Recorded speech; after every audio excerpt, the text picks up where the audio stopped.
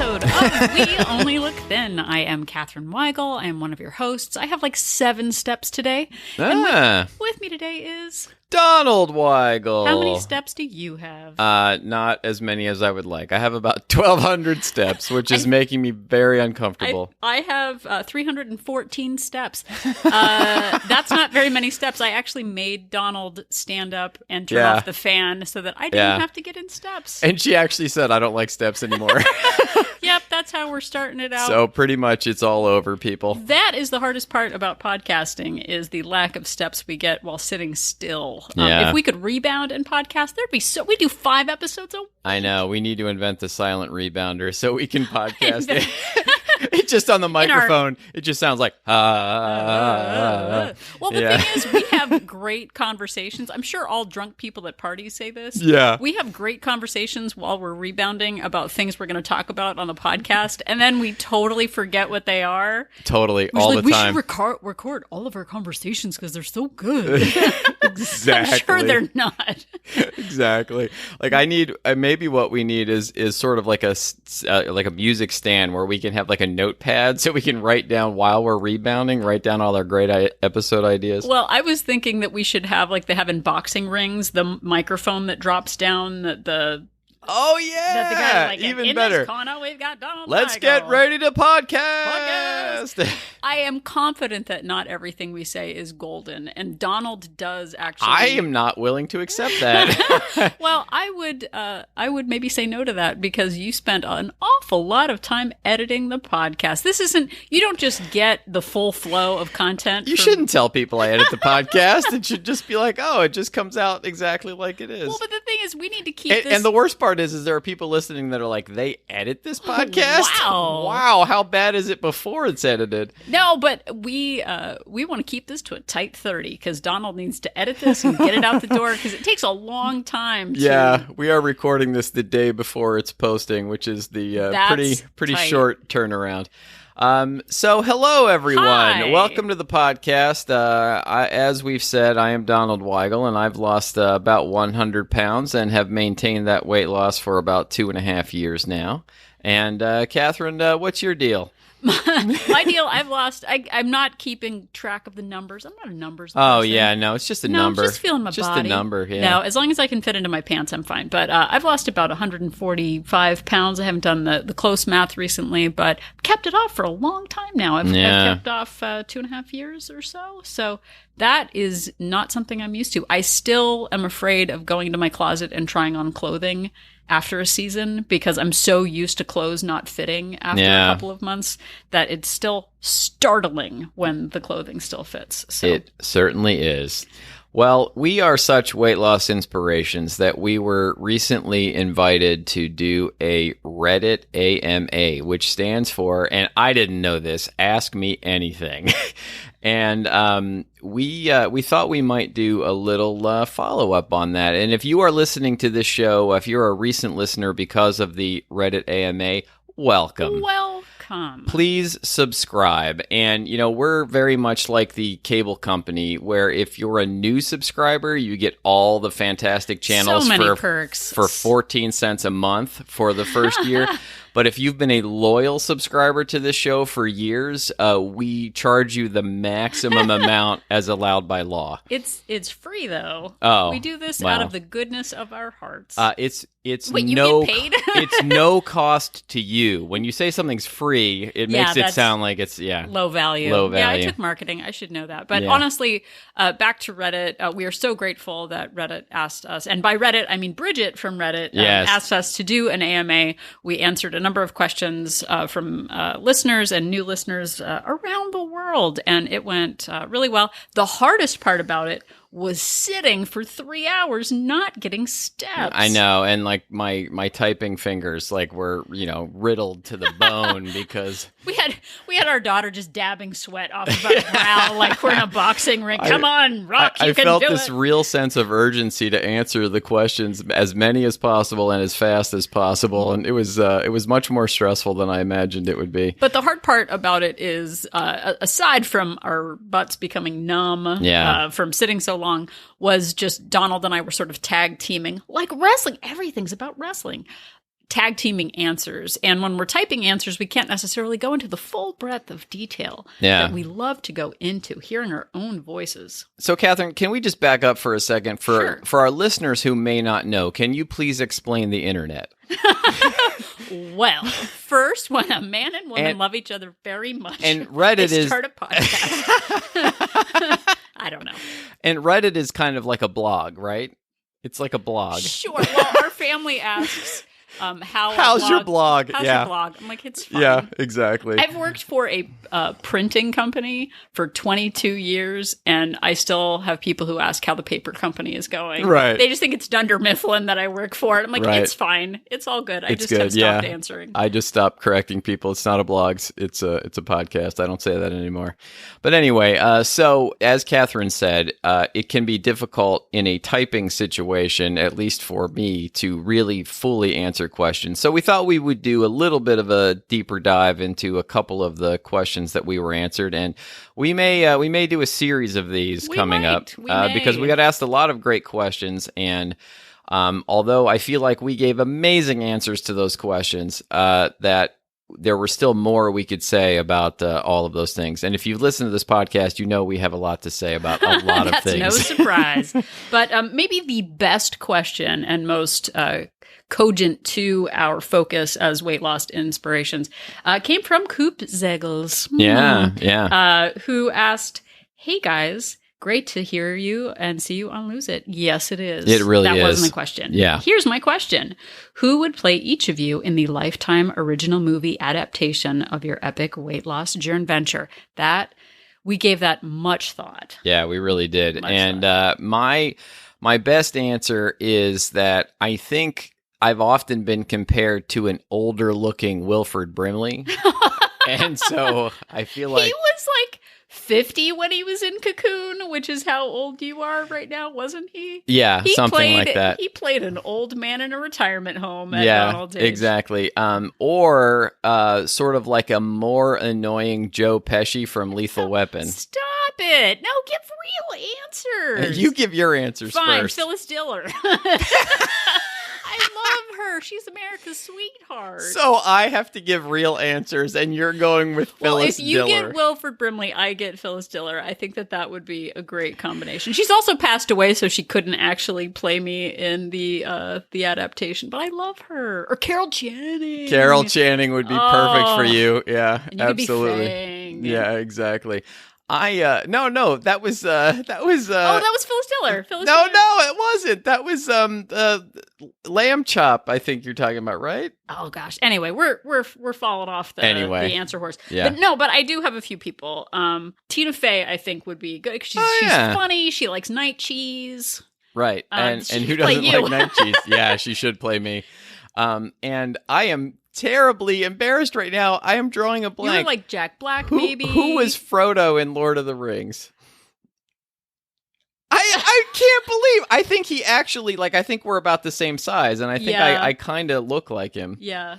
I think he would be good. Why can't I think of his name? We've only it's seen terrible. the movie like 400 There are times. people listening to this right now that are shouting his name. Maybe we should edit it and go back because I can't believe I can picture him. I can picture him right now. Oh, well. This is great. Okay, so Frodo from Lord of the Rings. I was going to say Samwise Gamgee for me, but Jack Black's also a good one too. Like maybe now is that mean to say Jack Black had played the Before Me and I think it's fine. But I was also thinking I love Molly Shannon and maybe you could do like a Will Ferrell situation. Oh yeah, that'd be good. Yeah. Okay, all right. We've spent enough time on this question. Yeah, we have. Let's talk about something actual. Let's get into the meat and potatoes. So we were asked a question by a woman who wanted to know about, she said that she's got a calorie goal that she tries to hit, and she's really good through breakfast and lunch, and then dinner comes, and at nighttime, she falls apart. Well, hold on. She said all hell breaks loose. Yeah. Which makes it sound like some sort of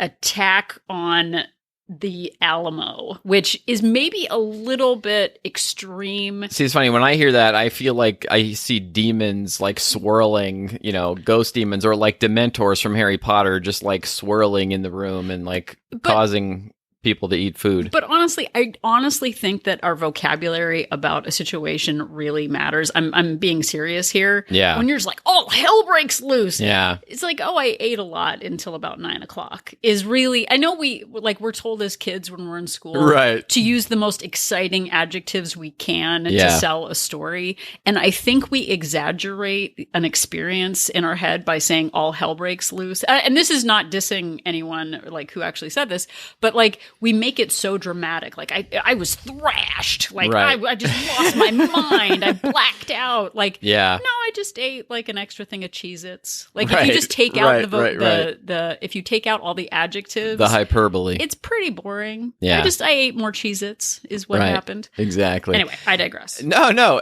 it's a very good point. And so, I went through and talked about all the things I do and how I break it up. And, I just, for example, I never eat anything that tastes like a treat before dinner. I always wait till after dinner. And I break up my day into very small meals, and I don't start eating until as late as possible, which for me, and I know this is horrifying to a lot of people, for me is about 2 p.m. I usually don't start eating. I don't really consider myself someone who intermittently fasts, but it just works for me after a lot of experimenting. I don't eat carbs early in the day. I spread out and I time it so that I never let myself get too hungry, all those things. And she said that she's eating 1,300 calories a day. And that is really the gist of what we wanted to get into today. And now it is possible there are people out there who need to eat that little to keep going. But the fact that all heck was breaking loose, I'm refusing to say HE double hockey sticks at night, means that to me that she was probably eating too little throughout the day.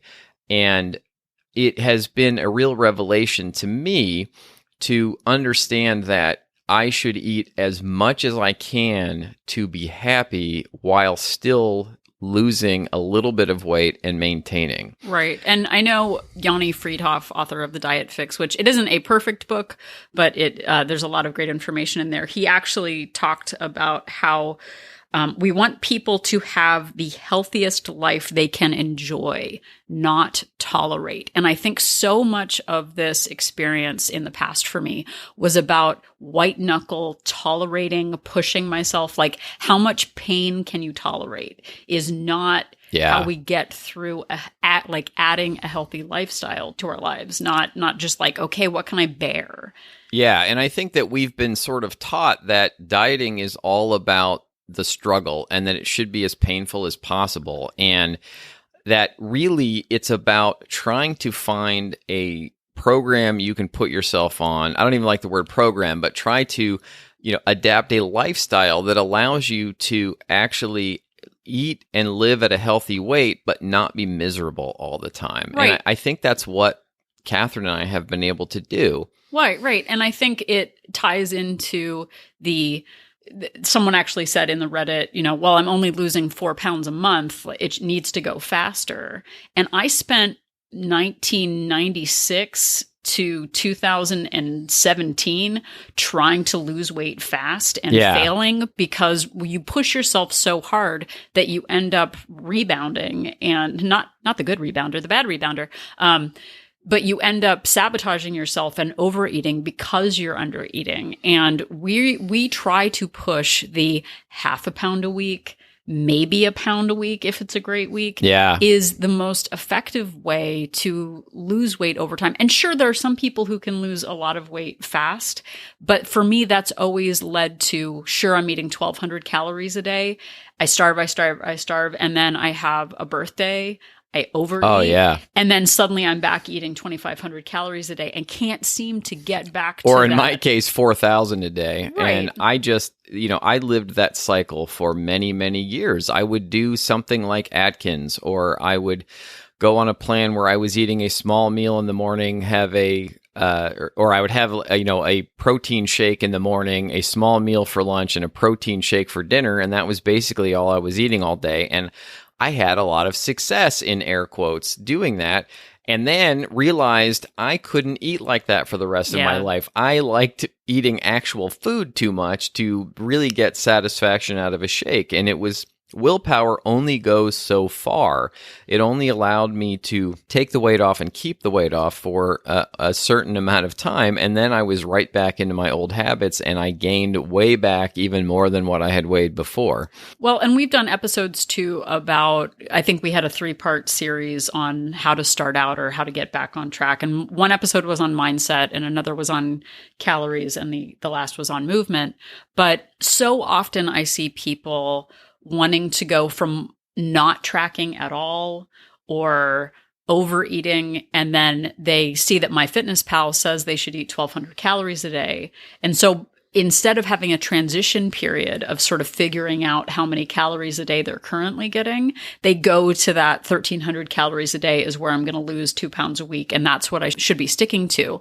I've heard the word recently, compliance. I'm not complying to my diet. Oh, that just makes my skin crawl. Is not, a regulatory committee about, it's not OSHA safety standards. You're trying to enrich your life and create a safe environment for yourself where you can live your best life while still maintaining a mild weight loss. And not complying makes it seem like you're bad or good. Yeah, any diet, in my opinion, any diet that you're on where if you're not sticking to it 100% letter of the law, that you get kicked out of the club or something, or the diet police are going to come and arrest you, is not something you should be doing. It's not something that you're going to be able to do for the rest of your life. At least I certainly couldn't, and I feel like most people can't. Anything that's that restrictive, that you can't sway from at all, is going to lead to the cycle that Catherine was talking about. I've broken it. I might as well give up all my progress. So Yanni Friedhoff talks about it, and we've talked about it too, the idea of something that you can stick with for the rest of your life. And I actually think that might be too much of an expectation also, because what we could do for the rest of our lives 4 years ago is not where we are right now. So I would actually like to think about it as what you can do in this current season, because 2020, if you are listening to this live, has not been, I don't know if you're following the news, but it's not a typical year. Yeah. And when we are in a situation where there is so much change politically and socially and just in our day-to-day environment, we might be asking something different of ourselves right now than we would have in 2019. And we can't predict what that's going to look like next year. So being in a position right now where you're assessing your current environment and saying, what am I willing to do right now that is not tolerable, but what is comfortably achievable? That might be different than what it was a year ago. And it's okay to be open and flexible to that and not see yourself as a failure because you're not complying to whatever standard you had last year. Absolutely. And I've changed my plan, probably literally dozens of times over the last 4.5, 5 years. I've adjusted things and changed things, and I go through moods where I cannot get enough of a particular food, and so I'm eating it every day, and then suddenly I'm like, okay, that is enough of that, and I move on to something else, and I find something else that works for me, and I'm constantly tweaking and adjusting. I went back to work about 6 weeks ago, and that has been a real change in how I'm eating and how many steps I'm able to get and all of that, and I'm just trying to adjust to the season as opposed to feeling like I am completely off track and I'm having to reinvent it yet again after all of these years. Well, and getting back to sort of the calorie base and the question that the Reddit reader had posted was eating that 1,300 calories, being compliant and tolerating versus actually looking at your season of life and deciding, what are you really doing? Ideally, I'm eating 1,300 calories a day, and I'm not saying that this is what the Reddit person said, but,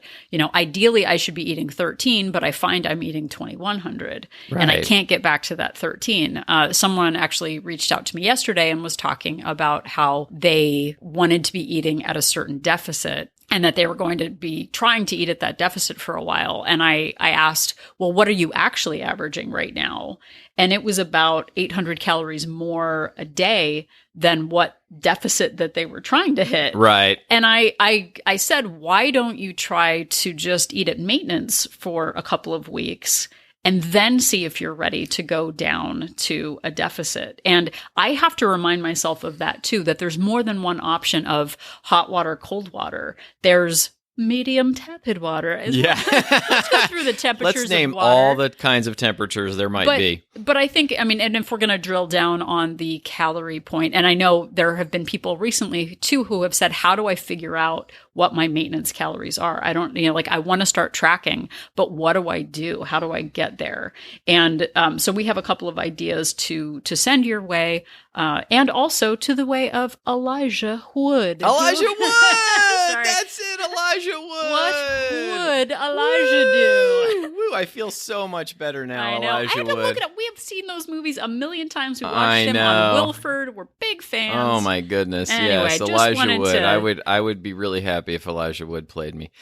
Okay, so there are a few ways to do this, and there are probably lots of ways to do this that I haven't even thought of. But the way I actually did it was when I very first was starting out, I figured out how many calories I was eating every day. I tracked what I was eating for a week and sort of figured out what I was averaging every day. And it turned out it was a lot, like 35 to 45 to sometimes 5,000 calories in a day. And I was really, seeing that hard data in front of me, and how I had been fooling myself, like I'm eating just like everyone else. It was really shocking. But rather than go from that level of eating all the way down to 1,300 or 1,500, whatever, overnight, I decided to see what would happen if I dropped down to 3,500. And I was able to lose a little bit of weight. And then I sort of plateaued. So I went down to 3,300. And then I don't have to keep going through every numbers. Naming numbers. But eventually I settled on, I know it's unfair as a man. I can probably eat more than most women, but I have settled in about 2,000 calories a day. That is kind of my maintenance. It seems to work with the amount of fitness that I have. And that's a pleasant amount of food that I can eat every day. And I'm able to work in treats that way. And it really works for my lifestyle. And I feel like I can live with that for the rest of my life. And it also allows me to occasionally, have a birthday. I have those roughly once a year. About once a year. Yeah. And, or go on vacation or whatever, and I don't go spiraling out of control. I can, just adjust and go back to my 2,000, and things seem to work out that way. Well, and we worked out with a personal trainer at one point who had us at about 1,100 to 1,200 calories a day. Just in, up in the mid 200 something pounds. You're like, all right, let's just cut to 12. Right. And we were miserable. Yeah, completely angry miserable. And I was white knuckling it and struggling. And, and I did lose weight doing that, but I was not happy. And eventually, as we've said many times, gained it all back plus some more. Yeah. But for me, the way I approached losing weight was looking at my calorie burn on my Fitbit. And I know I've said this before, and as people reach out to us to say, how many calories should I have a day? Online calculators are just algorithms that take averages and pull numbers together. They are not gospel. They are not 100% perfect science, but they can be guidelines. Now, I know I've said this before too. I feel like MyFitnessPal and a couple of other calculators just give you a flat 1,400 calories a day. Right. And they make you earn back exercise. Yeah, you calories. Can't see it, but Catherine's doing air quotes with her fingers right now. And I'm kind of glaring. I'm glaring at MyFitnessPal. Yeah. I do not like calculators that throw out 1,300 to 1,400 calories as your goal for the day. Well, and I don't like that they give a blanket number pretty much based on no stats. Like everybody suddenly is in that 1,300 to 1,400 calorie range. That there's no variance for height or for age or any of those things. Right. So the way I started, I got my Fitbit and it gave me a moderate amount of calories to have a day, which was more like 1,900 calories based on being 250 pounds. Yeah. And I tried to stay, they sort of have a red a blue and a green zone for your calorie deficit. And honestly, the entire time I was losing, I just tried to stay in the moderate deficit, which was about 750 calories less than what it said I burned. Quite honestly, that is how I lost 100 pounds. Yeah, so it wasn't that you even had a particular number that you were hitting. You were just staying in that deficit range according to your Fitbit. Right. So it was sort of like based on the speed of traffic. Right. I just tried to the more stay. you moved in a day, the probably the more you were eating, but it all worked out. Right. So on any given day, I was eating between 22 and 1900 calories a day. And that worked for me. I didn't micromanage it, but it worked. Now, I know not everyone has a Fitbit, and I know fitness trackers can overestimate your burn, because there sure were days where it said I was burning 3,500 calories. But if I ate 3,000 calories that day, boy, gosh, would I gain weight? I still do that. But I found a calculator online, and I'm sure that there are others, but there's a website, and I know it sounds like freecreditreport.com, right. But it's called freedieting.com. And I went to that website, and they have a calorie calculator in which you put your height, age, gender, and weight, and then also your activity level. And I just put none of your business in all of those categories. That's my business. Yeah. I put it in and just tried to see how it tracked to what I found true to be relevant on my Fitbit. And I actually get 7 days of activity. It gives you different activity levels.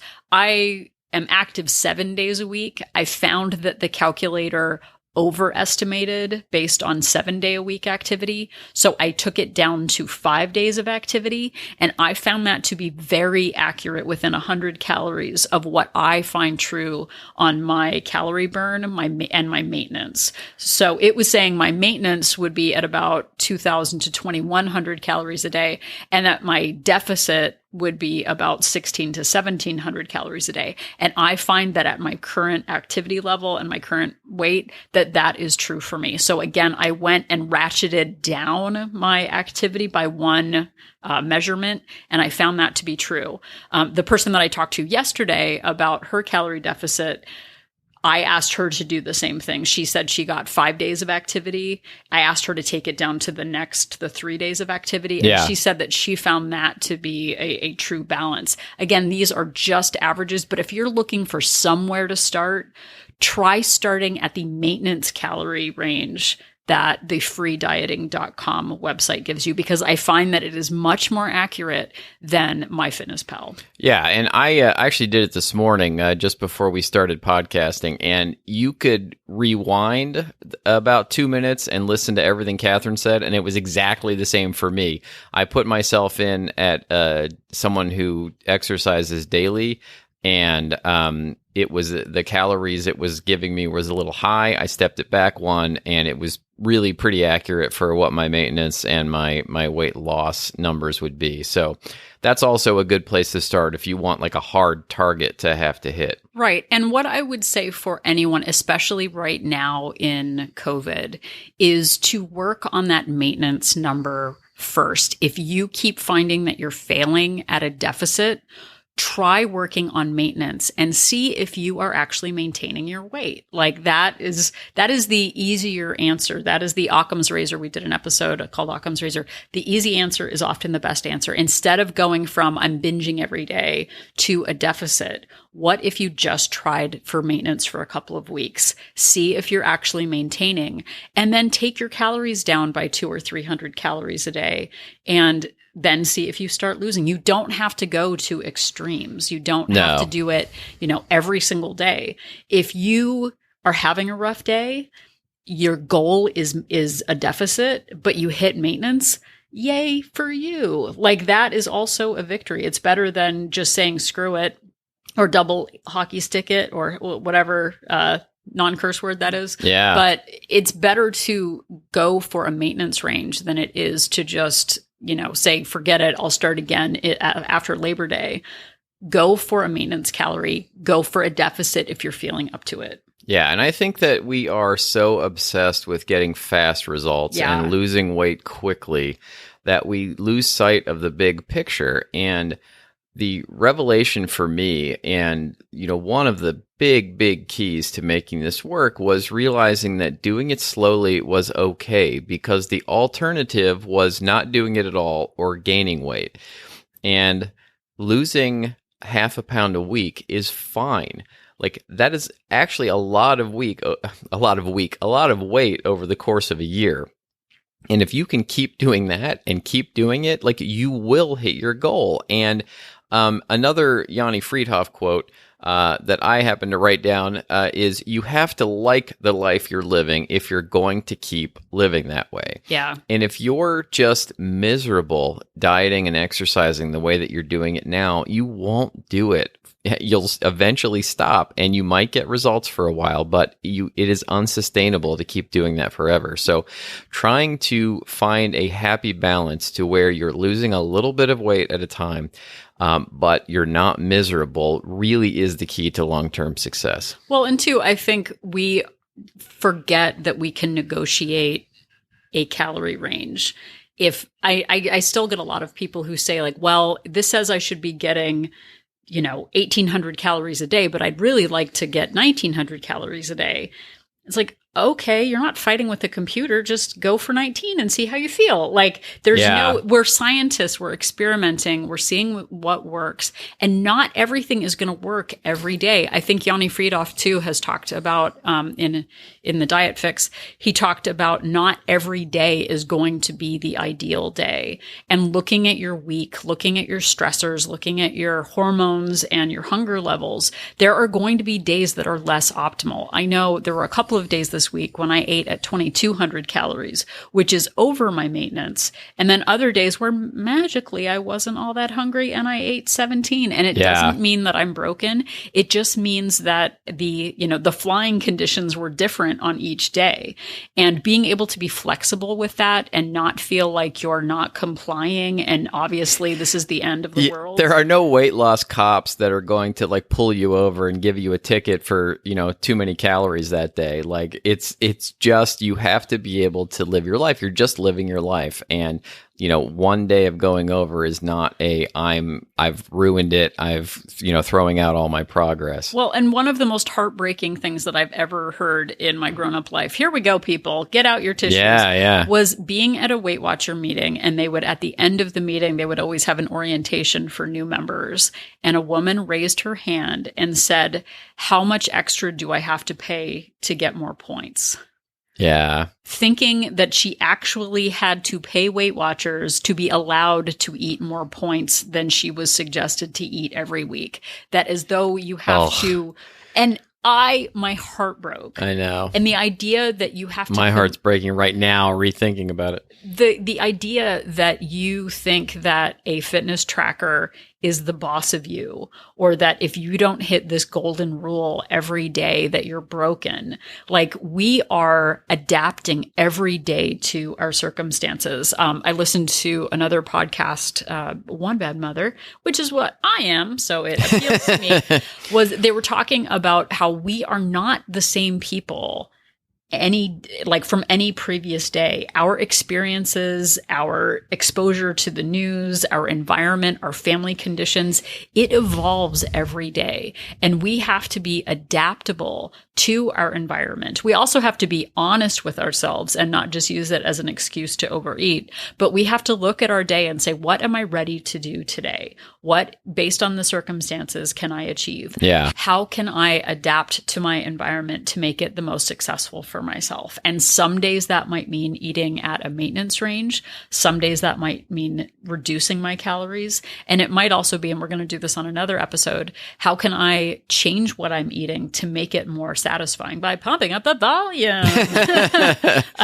But it all matters. And I think being open to maintenance, open to trying something new next week. Like, you could have a maintenance week and then a deficit week. You could flip-flop weeks, months, days. Like, you can do whatever you want with it. And it doesn't have to be, gosh, I see somebody else on a diet plan losing 5 pounds a week. Yeah. Like, what is consistent for you? And how can you wake up with, go to sleep and wake up with peace of mind, knowing that you gave a good effort, you pushed yourself a little bit, but that you are losing slowly and consistently over time. Don't look in anyone else's lane to see who's lost 5 pounds, 10 pounds a week, which I still see, and I can't deal with it. And I got to just focus on my own self, because I know what is right for me, and finding out what is right for you, what works for you, isn't based on an algorithm. It's based on your circumstances and what you feel ready to achieve.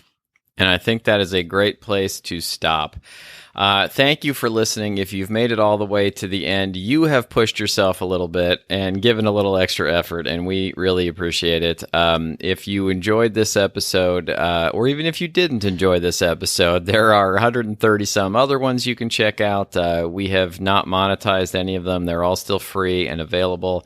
They're complimentary and available. Ooh, like peanuts on an airplane. Exactly. Remember airplanes? Yeah, wherever you have found this podcast, you can find all of the other ones. And if you want to listen to them at your desk at work, you could go to weonlylookthin.com. We've got them all posted there as well.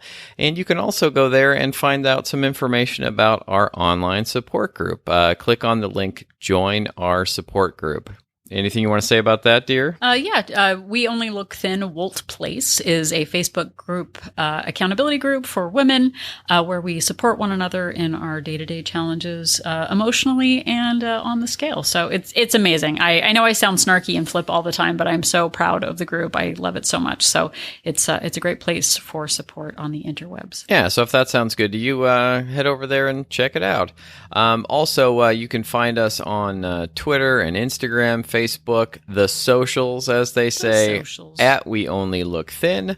You can also email us to weonlylookthin@gmail.com. And the Reddit AMA, I think, is closed at this point, but if you have questions for us, we do answer. It may take a minute, but we do respond to all of our emails. And if you have any good episode ideas, any topics we haven't covered, or if you haven't made the time to listen to all of our episodes and would like to hear about some things we've already talked about again, we're happy to talk about it. Well, and I think that's the thing, too. I'm like, well, we talked about that 2 years ago. Like, they already know. I'm like, I have to be reminded of things we said yesterday. So. Well, and I don't want to get off on a huge tangent, but I listen to a lot of fantasy football podcasts, and there was one recently where I was listening to the most recent episode, and they kept referring to an episode that they had aired just earlier that week, and I was like, I'm not going back to listen to that. Can I just do nothing? Yeah, it's like, I'm just gonna. No, that's fine. I'm getting the gist of it here. I'm not going back, so I totally get it. Believe me.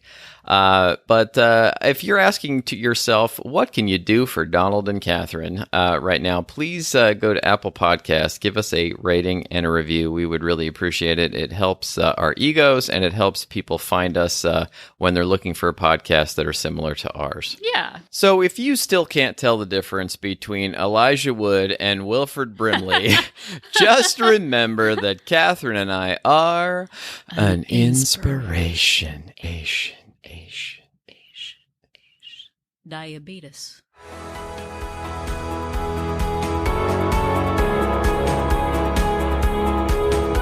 The information that you hear on this podcast is for informational purposes only. The hosts are not medical professionals. You should always consult with your doctor, nurse, or other certified health professional before beginning any diet or fitness program.